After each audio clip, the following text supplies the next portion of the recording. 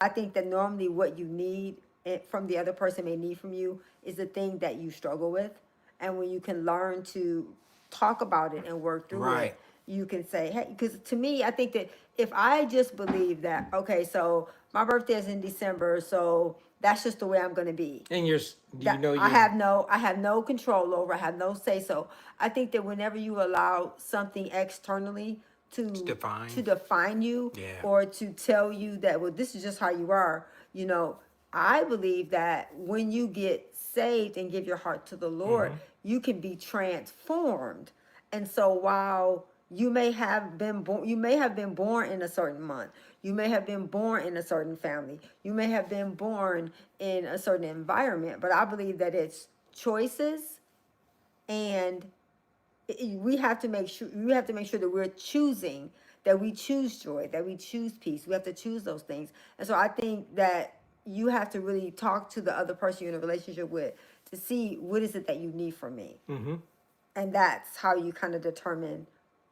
I can't decide what you need. You have to tell me what you need. Right. And I think about that. And as I was thinking about that and I was posing it to you guys, put it in the chat if you have answered that question or if you're just thinking about it. I think it changes depending on what season of life that you're Yeah, in your relationship. I do. You know, there are going to be times where you need patience. There are Mhm. going to time where you need some faithfulness or some self-control or whatever the case may be. Gentleness. You're constantly have to operate in these things in your relationships because it is so important because again it goes back to you trying to do it in your own ability that you cannot do. No. And initially we were going to do this about the five voices, Hmm. but then I realized, I'm like, what can we share that's eternal? While it's good to know your communication style, it's good to know your voice, it's good to know your love language. All those things are important. Hmm. But a lot of the things that we're talking to you about on our channel and during these conversations are things that you cannot do in your own power. We have to allow the Holy Spirit and all of his fruits to come into our life and give us value and purpose and identity. Hmm. Because if not, we'll start trying to self-medicate. We'll start trying to get on the throne of our heart ourselves versus allowing the Lord to be in the throne of our heart. You know, Pastor, even this past weekend during the teaching, he said something that was pretty awesome.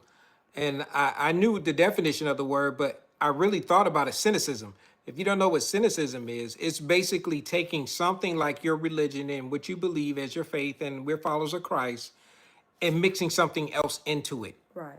to make you feel more comfortable about what it is. So In it's other like, words, so it's Jesus and the horoscope. It's Jesus and rabbit's foot. It's Jesus and crystals. It's not. no, He no, don't need no help. no. So, and as I thought about that, I was thinking Jesus and anything is cynicism. Wow.